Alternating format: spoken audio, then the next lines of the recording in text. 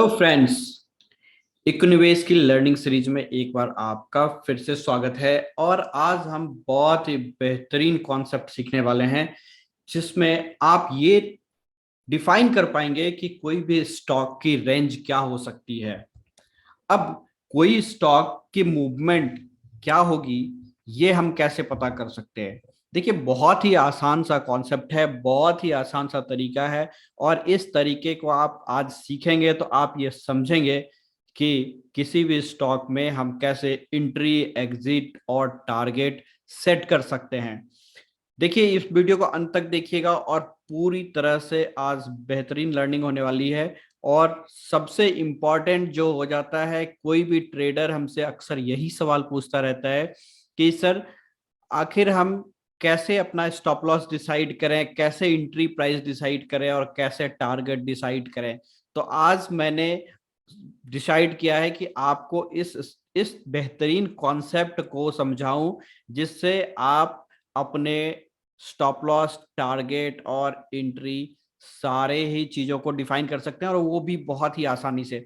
सारे टूल्स आपके जो भी ट्रेडिंग टर्मिनल्स यूज करते हैं उसके अंदर में, अगर चार्टिंग सॉफ्टवेयर है तो उसके अंदर में भी अवेलेबल है। अदरवाइज मैं आपको जो चार्टिंग से टूल्स मैं यूज करता हूँ वो भी दिखाने वाला हूँ। और आपके जो प्रिफर्ड ट्रेडिंग टर्मिनल्स होंगे उसके साथ में भी अगर चार्टिंग का कॉन्सेप्ट होगा तो वहां पर भी दिखेगा। तो ये दोनों ही तरीके से मैं आपको समझा दूंगा। और अगर आप डाउनलोड करना चाहते हैं जो सॉफ्टवेयर मैं यूज करता हूं तो आप वीडियो के डिस्क्रिप्शन में आपको लिंक मिलेगा, वहां से आप जाके डाउनलोड भी कर सकते हैं। और चलिए आज सीखते हैं हम एवरेज ट्रू रेंज को। अब देखिए, एवरेज ट्रू रेंज में हम सीखने क्या क्या वाले हैं।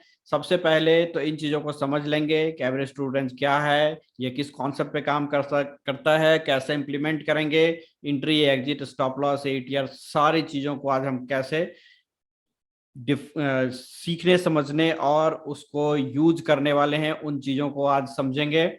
और चार्ट के ऊपर हम चल के देखेंगे। सबसे पहले समझ लेते हैं। देखिए, एटीआर जो है वह, उसका पूरा नाम है एवरेज ट्रू रेंज। शॉर्टकट में बहुत जगह आपको एटीआर शॉर्ट फॉर्म लिखा हुआ मिल जाएगा। यह क्या करता है, तो एटीआर किसी भी एसेट क्लास के रेंज को एवरेज करके बताता है कि ऑन एवरेज ये स्टॉक इतना परसेंट या इतना पॉइंट की मूवमेंट जो भी टाइम फ्रेम आप यूज करते हैं उस टाइम फ्रेम में मूवमेंट करती है। तो अगर आपको एक एवरेज पता चल जाए किसी चीज की तो आप अपनी स्ट्रेटजी को डिफाइन कर सकते हैं। किसी भी टाइम फ्रेम में अगर कोई भी टाइम फ्रेम यूज करेंगे, चाहे वो 5 मिनट की हो, 10 मिनट की हो, 15 मिनट की हो, आवरली हो, डेली हो, वीकली हो, मंथली हो, जो भी टाइम फ्रेम आप यूज करना चाहेंगे उस टाइम फ्रेम पे आप देख सकते हैं कि इस स्टॉक की पर्टिकुलर टाइम फ्रेम पे कितने पॉइंट की मूवमेंट है। तो कितना आसान हो जाएगा आपको अगर ये पता चल जाए कि फला स्टॉक या Nifty index, bank Nifty index या फिर रिलायंस हो, टाटा हो, कोई भी स्टॉक हो, उस स्टॉक की मूवमेंट कितनी है। ये कितना आसान कर देगा आपकी ट्रेडिंग को। चलिए आगे सीखते हैं इन चीजों को। देखिए, सबसे पहली बात, एक और बात जानने की है कि एटीआर आपको कोई डायरेक्शन नहीं बताता है कि ये स्टॉक किस डायरेक्शन में मूव करने वाला है। यहां पे आप सिंपली इसको रेंज की मेजरमेंट कर लेते हैं और आपको रेंज के बारे में पता चल जाता है। एक सबसे बड़ा एडवांटेज है कि जब आपको रेंज पता है किसी भी स्टॉक की मूवमेंट मैक्सिमम क्या हो सकती है, मिनिमम क्या हो सकती है, एक एवरेज क्या हो सकती है, तो आप अपनी एंट्री, एग्जिट, इन सब चीजों को डिसाइड करने में प्रॉपर आप रेंज ले सकते हैं कि कितने पॉइंट की मैं टारगेट ले जाऊं, कितना स्टॉप लॉस रख लूं। अदरवाइज कम स्टॉप लॉस रखूंगा तो हो सकता है कि मेरा स्टॉप लॉस हिट हो जाए। तो इन सारी चीजों को करने में आपको बहुत ही मदद कर देता है। कई बार हम ये समझ नहीं पाते हैं कि मेरा स्टॉप लॉस कहाँ लगे। कई बार मेरा स्टॉप लॉस हिट होते ही स्टॉक ऊपर भाग जाता है। ऐसी प्रॉब्लम हर ट्रेडर्स के साथ आती रहती है। इन सारे प्रॉब्लम का सॉल्यूशन इस टूल्स के अंदर में पड़ा हुआ है। देखिए, अब हम इस स्ट्रैटेजी को भी डिफाइन करेंगे, कैसे हम लॉन्ग जाएंगे, कैसे शॉर्ट जाएंगे और कैसे हम अपना कितना पॉइंट का मेजरमेंट लेंगे। चलिए सबसे पहले अपने चार्ट के ऊपर देख लेते हैं कि ये टूल कैसा दिखता है और कहां पे हमें मिलेगा। तो सबसे पहले हमें क्या देखना है, इस चार्ट के ऊपर हम देखेंगे कि हमें ये दिखता कहाँ पे है और कहाँ पे मिलेगा और कैसे हम ढूंढ सकते हैं। तो ये देखिए आपको, ये हमारा सॉफ्टवेयर है मेटा स्टॉक, और यहाँ पे आपको जो ये टूल्स है ये मैं दिखाने वाला हूँ आपको। यहाँ पे देखिए ये इंडिकेटर के लिस्ट है, इस इंडिकेटर में आप जाएंगे तो यहाँ पे एवरेज ट्रू रेंज मिल जाएगा।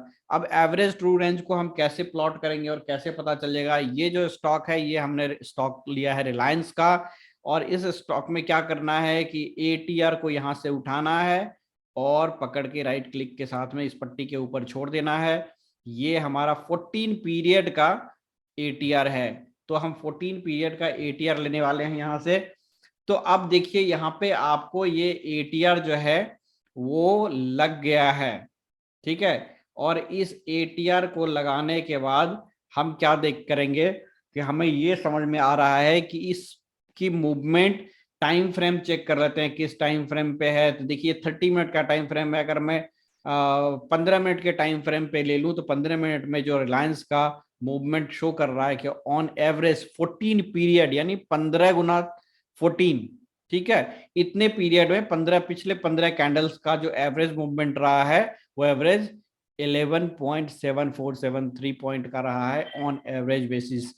तो आपको ये समझ में आ रहा है कि अब अगर मैं डेली देखूं कि डेली में रिलायंस का कितना मूवमेंट है, डेली 70.36 पॉइंट का ऑन एवरेज मूवमेंट है लास्ट 14 डेज का एवरेज निकाल करके।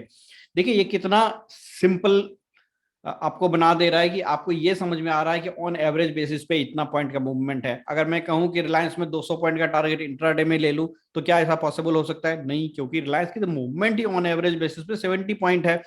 तो हम डिसाइड करेंगे कि 70 पॉइंट के अकॉर्डिंग अपना टारगेट स्टॉप लॉस डिफाइन करूं, राइट। तो हम गलत ट्रेडिंग में फंसने से बचेंगे। सबसे इंपॉर्टेंट चीज ये है कि आप इन चीजों से बच जाएंगे, ठीक है। तो अब हम देखते हैं कि आप, जैसे मैं जरोदा का टर्मिनल यूज करता हूं फिलहाल, तो अगर मैं देखूं कि जरोदा के टर्मिनल्स पे ये कैसे दिखता है, तो आइए जरोदा के टर्मिनल्स पे चलते हैं और वहां पे देखते हैं। ये जरोदा का टर्मिनल है, यहाँ पे भी मैंने ब्रिटानिया का चार्ट लगा रखा है, और ब्रिटानिया पिछले दिन 2 दिन पहले मेरा कन्विक्शन था इस स्टॉक के ऊपर अपसाइड मूवमेंट का, तो मैंने ये स्टॉक सेलेक्ट कर लिया है। कोई भी स्टॉक आप उठा सकते हैं। तो चलिए देखिए ब्रिटानिया का डेली ये चार्ट लगा हुआ है, और यहाँ पे हमने सिंपली स्ट्रैटेजी के अंदर में जाना है, और यहाँ पे देखिए एटीआर आपको मिल जाएगा। नीचे आएंगे एवरेज ट्रू रेंज, यहाँ पे आपको मिल गया ना, ये वाला पॉइंट को उठाना है और प्लॉट कर देना है। देखिए नीचे में आ गया एटीआर। तो ब्रिटानिया का एटीआर कितना शो कर रहा है? 94 पॉइंट का ब्रिटानिया का एटीआर शो कर रहा है कि ब्रिटानिया में कितना पॉइंट है? 94 पॉइंट का मूवमेंट शो कर रहा है ब्रिटानिया का, राइट। तो ये जो ब्रिटानिया का आप देखेंगे इस चार्ट के ऊपर, यहाँ पे आपको दिख रहा है 94 पॉइंट, राइट। तो ये 94 पॉइंट की मूवमेंट ब्रिटानिया की पर डे की है। और अगर टाइम फ्रेम छोटा कर लेंगे तो हमें क्या दिखेगा? टाइम फ्रेम छोटा कर लेंगे तो हमें शॉर्ट टाइम फ्रेम में अगर 15 दिन 10 दिन या 15 मिनट 10 मिनट जिस भी टाइम फ्रेम पे चेक करना चाहेंगे, सपोज मैं 10 मिनट पे चेक करना चाहता हूं तो 10 मिनट पे देखिए आपका कितना पॉइंट का मूवमेंट है। 10 मिनट पे जो मूवमेंट है वो 12 पॉइंट की मूवमेंट है, ये यहाँ पे देखिए। तो ये 12 पॉइंट की मूवमेंट आप कैच कर सकते हैं। तो इसके अकॉर्डिंगली अगर हम 5 मिनट की चार्ट या 10 मिनट की चार्ट लगाए हैं और 1 मिनट के अंदर में मूवमेंट, मैक्सिमम मूवमेंट क्या हो सकती है? 12 पॉइंट की। अब देखिए एवरेज में क्या होता है कि एवरेज की का क्या है कि ऊपर और नीचे दोनों ही पॉइंट मिला करके जा सकती है ऑन एवरेज। मैं इसको एक 0 पॉइंट मान लेता हूं, 0, और 0 से मान लेते हैं कि 12 पॉइंट है तो 6 पॉइंट ऊपर और 6 पॉइंट नीचे में मान सकता हूं कि भाई 6 पॉइंट ऊपर गई 6 पॉइंट नीचे आई 12 पॉइंट हो गए ऑन एवरेज बेसिस पे। तो इसका मतलब है कि अगर मैं 1 मिनट में 10 मिनट में ब्रिटानिया का कोई टारगेट ले लूं तो मैं एवरेज कर ला सकता हूँ, 6-7 पॉइंट का एवरेज ले सकता हूँ टारगेट, इससे ज्यादा तो मुझे लेना नहीं चाहिए, हाई राइट। तो ये आप डिफाइन कर सकते हैं न्यूमेरिकल वैल्यूज को कि आपको कितना पॉइंट के मूवमेंट के लिए आपको बैठना चाहिए, राइट।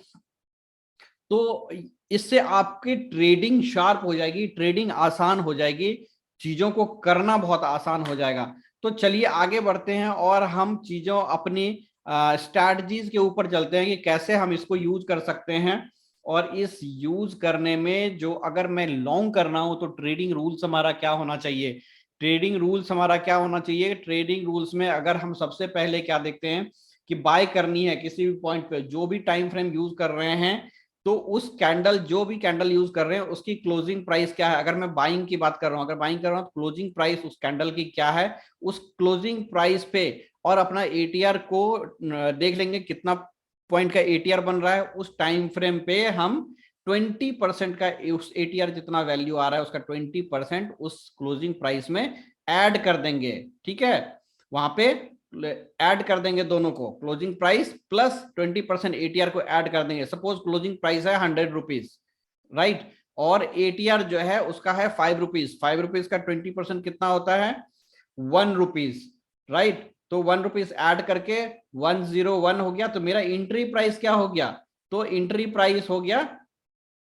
101 rupees, right. तो ये 101 रुपीज पे हम अपने अपना एंट्री प्राइस रख दिया। ठीक है, और अब हमें रखना है कि टारगेट, भैया अगर हमने एंट्री प्राइस डिफाइन कर लिया है तो हमें टारगेट भी डिफाइन करना पड़ेगा। अब 101 रुपीज का एंट्री प्राइस है तो हमने टारगेट में क्या करना है, एंट्री प्राइस प्लस प्लस 50% से लेकर के 125% ऑफ एटीआर, बट आपको टाइम फ्रेम बढ़ाना पड़ेगा अपने वहां पे रुकने का। ठीक है, तो यहां पे क्या करना है, 50% of ATR plus entry price, वो मिनिमम टारगेट हम वहां पे सेट कर लेंगे अपना, राइट।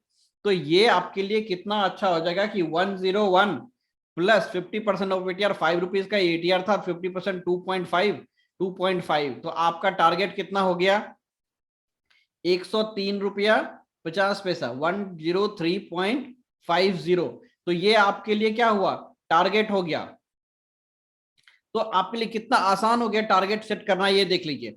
और अगर यहीं पे देखिए, अब एंट्री हो गई, टारगेट हो गया, तो हमें स्टॉप लॉस भी अपना जानना पड़ेगा। भैया हम स्टॉप लॉस कितना रखें जिससे अपने ट्रेड को हम संभाल सकें, बचा सकें, उसका लॉस मैनेजमेंट कर, रिस्क मैनेजमेंट कर सकें।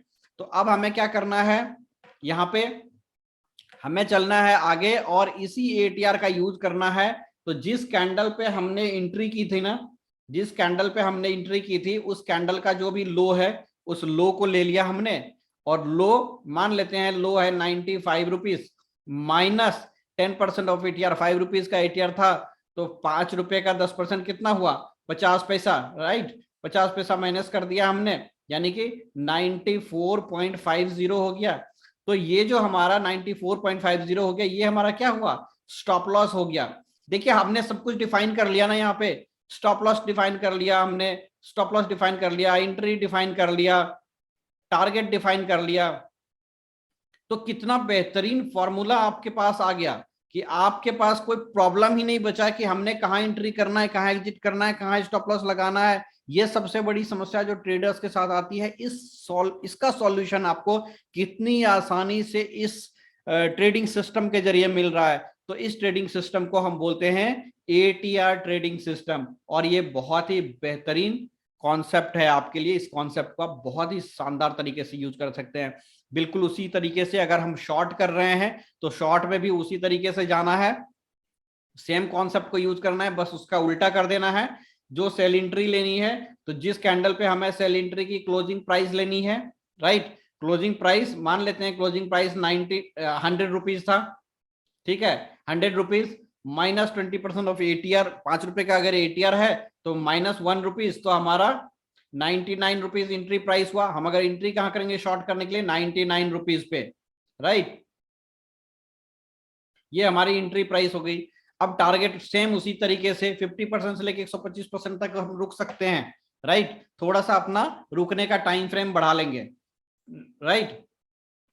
तो हम क्या करेंगे यहाँ पे, 50% ऑफ एटीआर 0.25, तो हमने सेम यहाँ पे करना है, ठीक है। 99.5 है यहाँ पे हमारा, तो 50% ऑफ एटीआर कितना है, 2.5, ठीक है, 2.5 माइनस कर देंगे इसमें, राइट।